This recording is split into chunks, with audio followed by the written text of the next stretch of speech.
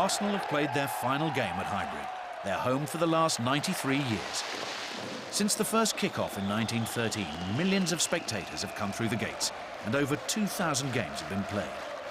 But it's this team of players who will take the last steps on the Highbury turf. One in particular has left a lasting mark on this stadium. Obviously, I'm going to miss it. And when I'm out there, I play with my heart. I feel that it is a special stadium, and I don't know, I just love playing there. Some fans' memories of the stadium's greatest moments go back further than most. Well, my name's Norman Duncan. I'm 93 years old. I first started watching the Arsenal when I was about 7. My dad used to take me and sit me on the crush barrier.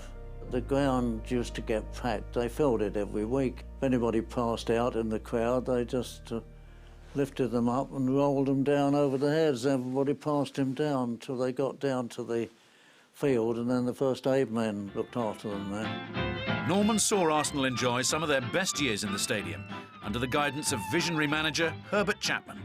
The team of the 1930s won 5 championships. People flocked to see them all over the country. They broke ground records everywhere, but everybody hoped they were going to lose the match. They didn't lose many. Norman was there when a record crowd of over 70,000 packed out Highbury to watch them play. You can't imagine it, can you? Being crowd packed so tight that they're moving and you're moving with them even though you're not walking or anything. Not good for the ribs, I'll tell you.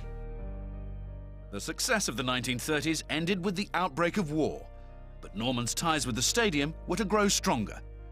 I was in the balloon barrage, and we had a site on the Arsenal training ground. In the Blitz, a bomb killed 3 or 4 of our chaps. It was a nasty business. That's when they split the terrace, this bomb did. The hut where we slept normally, or would have slept, was destroyed.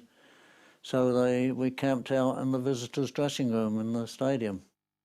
We managed to get a few kick-arounds, you know, on the pitch. But I remember running up the tunnel, because it was along from the dressing room up to the pitch, where the players came out.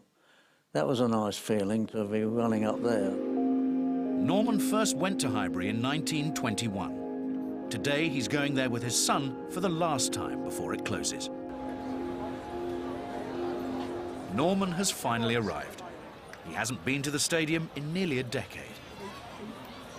He remembers Highbury as it was when he first visited over 80 years ago. Just imagine this was an old wooden stand, single tier, not double-decker, and all the rest was standing room only and no cover. I stood somewhere in that corner about halfway up, so you could get a good view of all 4 corners of the ground, really. I never thought I'd get the opportunity to see the ground again.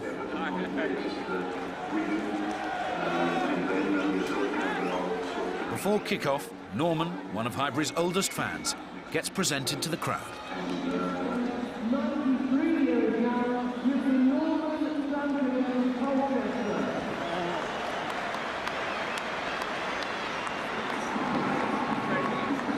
He heads for his seat to watch a game in which Arsenal win 7-0.